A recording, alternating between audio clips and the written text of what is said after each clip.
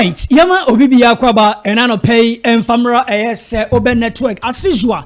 Mr. Oba, don't forget, say, over subscribing our film so also what me Ashe na fe Ode Amanya na Funya Timi Ashe Jumedi and Ano Pay your times say the exclusive no. I want some Anna Ero Somo Erifia Asante Kotoko na fe other club issues wa yet me aboabo no ye de I want some enso etimi e de baba somo. Detie first of all, my address issue we na dedi kan no mo de be che me. I want say comment ne ba say me de misa benkum ekasa. Enchiro buo. I think eno ano no. But the ten say Mensah ni fa no. Mo problem kakra e wo ho. Aha, mo problem kakra e dey. Enso e wo ho.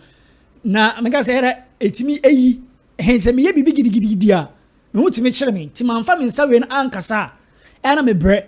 Enti mu fan cheme we de eye munya ketwa mafom but ese me chemu de enti da bia me kasa me tapa me sabe nkum no enti no issue kakra na enye easy me try me best pa ana na metimi kwa using kakra no me wi a pains a mete no ana e wosoro mu fan cheme say me de me sabe nkum de e kasa nti we mpanyifo we de ja munya ketwa we de monimu a na yetima hwa ma bibia de enso etimi akoseda mo de share ne me right. My first story anyway. Asante Kotoko pre-season. Enchena started. Na area 2 monim say on the 18th ana Asante Kotoko pre-season ebaswa dabi ere yeta edi hunkomo. 2. Esa Asante Kotoko etimi announce head coach. Obebe so club na fe odo ma ere enso etima ye adwuma bra ye kwa animi. And don't forget, say, director of football, Asante Kotoko appointed no. A reference say Stanley Menzo. Ono anasisi amino kasa we director of football. Asa Jumaden Mpempi no. Or double asani I can say coach. Edema club no. Now I can confirm you to say pay official communication Mensah come from Asante Kotoko and say omo pre-season no. Omo change no. Domodema me say latest by 16th to 17th our bosume wo mi yi ana urema ore friend say Stanley Menzo ana fe the scout member ana fe urema the new coach obaba ye adwuma edema club no enso ebetimi ade arrive so on the 16th and 17th omo ebeba na omo bedura omo we say official announcement no enso ebeye adwuma into on the 20th na fe pre-season start AJ a sports complex. And as at now, I can confirm it to you. So officially, Asante Kotoko pre-season, they get me and say on the 20th, which is week Monday we be now chair. And Asante Kotoko pre-season, and so I will starting off for Etimabua. Na ama bibiere and so Etimako kama etewa. Ya de and so then and so Etimame pesameche Mensah no ho. Story number 2. On say makase Asante Kotoko transfers no e kama ese tata Asante Kotoko plus o ma target o munyina no ehunya no etim aiden me beka Razak Samson me beka branch friend say Ebereza Aban even there was some plus so mo league mo Kotoko HSC wo mo a asatena me no kasai price tag a de do mo so kra no enye price tag ketwa what am I say and on the moment about say class no be start ASA no that means omo say Ghana Premier League clubs omo team enya sa sika no enti no ombe ton mo e da kwa mo no ne because obara say me bo we ya untimi dia that means e say play me jana e ma ne kwa mo no ne na okọ trust e ho and this season and as season ababa rami Asante Kotoko recruitment no enye se yeta ehu ni pi say big names fine ebi beba ebi ebeba but ense danye se de mpempie de yesare ehunu no and NCC chairman or first chairman solo with exclusive interview you know for FM ye mo baba so with Ike head of sports open kese etin adwam chairman solo a drop exclusive on interview mo aka che the new recruitment planner season Asante Kotoko de eba beko and I no kasa me ba confirm player or that Asante Kotoko let's so and me no kasa o san club be the etima wi a o sign the amom o de chairman soro no nsem no ye ntie mra ye ba na fiamfa latest exclusive no e won sem enye de enfamra yedi ni aje ya frempon awa Mohammed TP Mazembe ndame ka wata masia se sane man ye wu biam dia na ise bibia yira o se ko back na be ko ne se o se ye strategic awo ye tom 97.9 and I'm supporting this current board 100% say they should do that. Yeah, what are they doing that they should continue doing it? I don't know why. They should buy quality young players. Remember my future. Next 2-3 years, you players Bebo Blasters. Next 4 years, you go wake up. You will see Kotoko players. Oh, wake up. And then the big player in Ghana Premier League, has goalkeeper no. Never. Apart from local player, baby. On the Bonachina team, Abi Mohammed no fit base a couple Blasters. Wake up. So none of them. I know a big player, but like I said, Obi Kotoko. I was not Kotoko to me. Yeah, Emma Kotoko Diana Yen say, some players now are more potential to play for the local Black Stars, or more the potential to go to the Black Stars. Yeah, actually, Dogli other players that I can. We don't want age. We don't want age. Actually, Dogli is about 22-23 years. Everyone here penalty. What do you? So they are penalty. You see, what him Chairman Solobiano, where typical Chabodiaku assembly so. Chairman Solo life no. He has been a border since. Chairman Solo, also typical Chairman Sola. I know what the board of directors are doing.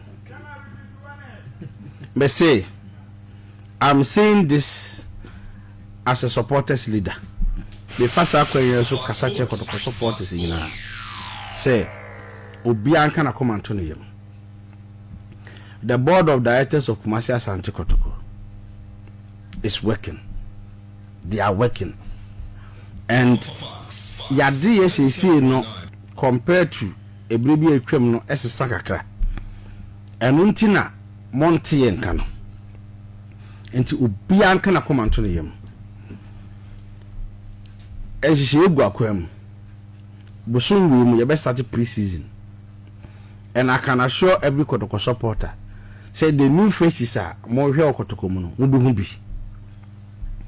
And at the right time, as a leader of Kumasi Asante Kotoko supporters, we will find time and communicate to our supporters baby a best the club on call.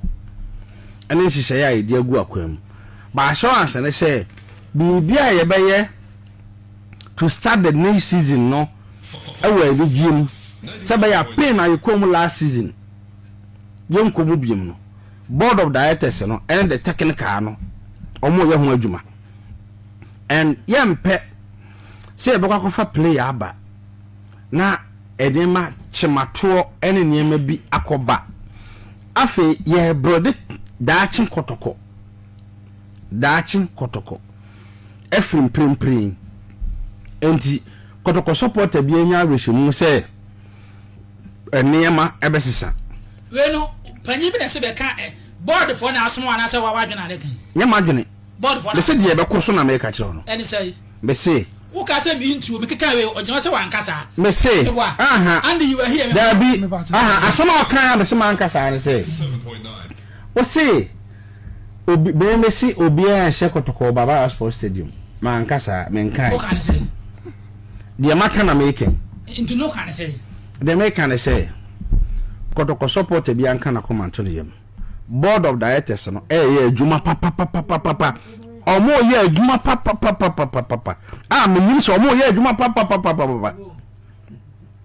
juma na omo ye no e de fapem papa ebe bre Kotoko e de dachi papa ebe bre Kotoko e de dachi prom ye ni yoya ebe ba Kotoko sa kanya no ma so si table asi na yenhia na se ye de ase table na se they say yan fa si kanya bia no so 97.9 I'm telling you.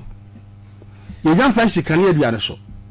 Sure. They are shaking here. You know why a Kotoko say some years back will be alarmed. What do you say? Some years back. Season the baby and a baby started to say, yeah, you get stories all over. Kotoko Sanway, Kotoko Fawi, Kotoko Yesi, a BCB. Wouldn't why? Very quiet. Eh? But they are working. Minimsa a bakasa. Unim kasapa. Into their kasakasa. Let you would a gusso. I may say, I support any abrené say. I. You real season. The good players in our league. Supporters in the field. Some are traveling, some are being transferred. Ne Kotoko na or support you know. Until Bakokra. Because the guy boy. Obia Katumpu. Obia ka eche Dogli. Omo ka offense aban. Ye ka yiman oboaten. Ye ka atakumunu. Razak Simpson no. Ibi kwa mo. Can you mention 10? Meba ibi kwa mo ne. 10. Mediama e watakwa.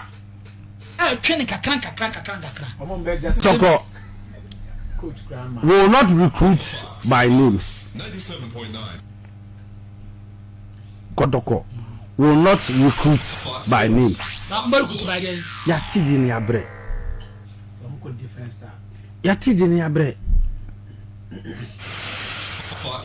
Say prayer do din na ni age ene niema quality a ye hwe wona hono obetu affecting to Kotoko ye ne beba Kotoko.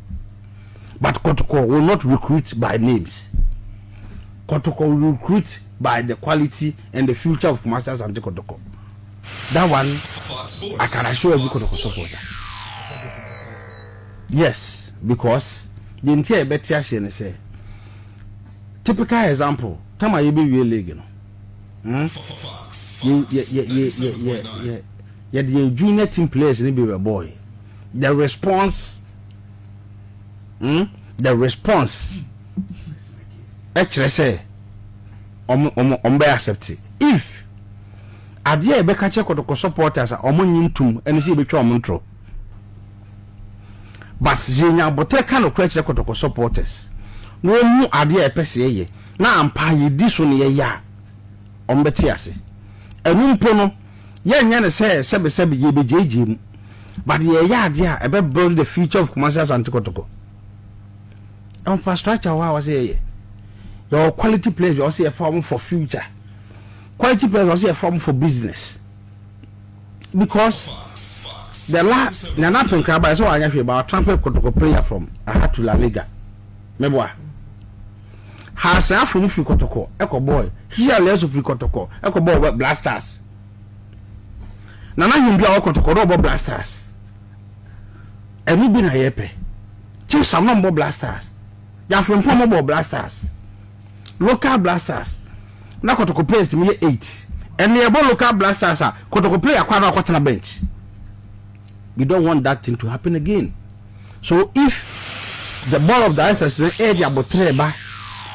Na Kotoko supporters ye ti o mo ase na communicate di supporters na kase yi am yehu ahomboabo e pese ye for daache a mo wogidi wa rehye mo se supporters na beti ase na omo ye nyina beko ama daache ye ti meton player $750,000 $1 million because you talk samolinkum 750 the last time Kotoko ton bi e bi ma biem ye ton re beko Shila Eliasu Sanafo Baba Rahman Yeka Kotoko Awa Mohammed Enti chairman ani atene nka no say afide recruitment no on be kon se ne ebeda boko ne bomu board eye adwuma behind the scene e na me no kase bi enu kan yedai yenso enya we de ho nsam no e de e mamutawu House of Folk Abante afen se Kevin or Assibey Yereba to monim say me no kase the contract to House of Folk aba na wiye and on one kasa in an interview I confirm say there's some clubs say omo no 18 komo especially Mediama Sporting Club show interest e wonimu na do no enya nwiye I can confirm it to you this morning say Abante afen say Kevin or Assibey e move no to us to extend the contract no has entimi enko animu bio se sia the name ebekɔ dia that means Kevin Assibey exit from House of Folk and as a young one our next season mu no also because I start now and yeah their House of Folk etima say dey about prayer branch any bio so omo no dey think come for contract extension but latest update our Assibey ho no new coach at the house Makacho say ni boja capo ebe take over Makacho says Richard Kinsel former Blasters coach and I said former Blasters goalkeeper Ego goalkeeper trainer at the club no Boniface Adepa assistant coach and Fura ye fed as a coach Abaka Watara as a director of football and I said technical director at the club no so the structure of House of Folk any as at now they may picking is latest by next week what is Monday has any the boja couple say be answer son official announcement ever bonten say me no ka say o refer say the boja couple a join club wa ye fe say House of Folk e dem nsam no enso e dem te ha supporters the boja couple e be fa club that ma ye djuma no na fe etima boa ama bibia enso etima koso a ye de ehun nsam no enso e di e mamutew baby any goal stars detenie I can confirm it to you say as at time no kasa okwa baby any goal stars e honum aye butu the CEO himself and a coach in a feeling say some players be our club no ma empay for enya omo kwan ama omo nko na asatra no CEO edema club no enya willing to part with the players coach ni person omo ko because CEO no e wo GDSS e ko players omo ba club no enche ya omo sika boarding e ko form e de omo bae enti so person ye je omo ko ama omo ko a oha ono CEO which is akosiadu no ebe man painful omo the club national say onye no ebe ka sese bi ne djuma dia odin enso ni enti sese am no ka say akosiadu ana fere ni coach adema club no omo ntam aye butu pa okoba bia ni goal stars ehon ehura enya asam ketwa a okoche se bia ni goal stars ya ehon ehura eja sisu gidigidi pa eno so no ye behwe sane won so ebesi akọ with the coach enia you can say the CEO edema club na ye de ehon so nsem na dey e de emamutew enso ewo ho I think the next episode ye de baba ya saka Dauda Morfin Dozo club bi our Ghana Premier League no why enquiries how answer nsem de ebeba na fiati ma hwa ma bibia de enso tima kokama Kofi Tompo Abrante na fifi o prapa no Kotoko sesi abeto wiase omu hia ni gidigidi price tag won sensem na ena mountain so no deme pekene se Walid name of Seni ni jumedi a odi no anase ni jumedi obedi ma Asante Kotoko no enema se da antentam amfama Walid name of Seni awo season atwami en fa amkofa na ede ne baye deme pekene se enkoma koso behind the scene pay form recruitment no edema club ehunu se the more tete edi free Bechem United no for Abrante first Kofi Tompo no ase emu no mia edema Kotoko no therefore say if say omama Walid name of Fuseni chance ekwan biewa maybe Walid can do the job again for the next season you ever be shame and say me no ka say painful twisun tonto so amun China fe Kofi Tompo de no omo holding one na fe omo focus our branch fence Walid name na omo here for the next season because omo ogide say Walid qualities and Kofi Tompo qualities no emu wa emu yedai emu wa entama sese me no kasai Kofi Tompo Asante Kotoko form painful ehwese o betima wodi ne ma won cause enema bi o musa tete no around the guy from the supporters no ama sese me do money chem say Walid ebetima stay na fe etima bo ama bibia dey enso etim akokama Rudolf Mensah yabeka no wasem la chow say Asante Kotoko epe no and boy na kasa willing to work with Asante Kotoko timu no boy na kasa with Rudolf Mensah no willing to work with Asante Kotoko timu no Rudolf ye me pick ni say boy aba be Kumasi yes abrante fe Rudolf Mensah de me pick ni say boy no Kumasi na ono kasa no twɛn sa Asante Kotoko fon pen fa kasa ebebe animu ni Kumasi na ho no de ma pick ni say oni Asante Kotoko supporter kese bi pa ana edili a akosha panyin nkyɛn na sa panyin so na convince ni more sa panyin no ana convince ni more enti wo twɛn sa panyifo ebebe animu na fe oman kasa no etime show say ne mai dey enso ebesi continue of Mensah latest update and no pay yadama mutaw oh boy no so do no boy nya na adwe so person to us for the next season say on to us what ato pay for them say on person be to us ntino either to stay in the league and play for Asante Kotoko or omonton nko and office so the ebi go the my boy ni pa man kan cho na beboa but the here na Asante Kotoko for any so for the best at edin kobo Jabeka Tom sa branch FN say Dogli. A player and a menu kasai. No Asante Kotoko da Asante Kotoko transfer list so. Dogli. Yabeka no somebody achiremo. Yabeka Tom say clubs no be asked at elbow room or foreign office and afi Mediama Sporting Club. And come on me and no pay say a branch FN say Dogli. Any Mediama Sporting Club dono a 99.999% down deal. Dogli to Mediama Sporting Club. Omo behind the scene. Moses Amapaka any abri bruta. Na de tsenye. Dogli.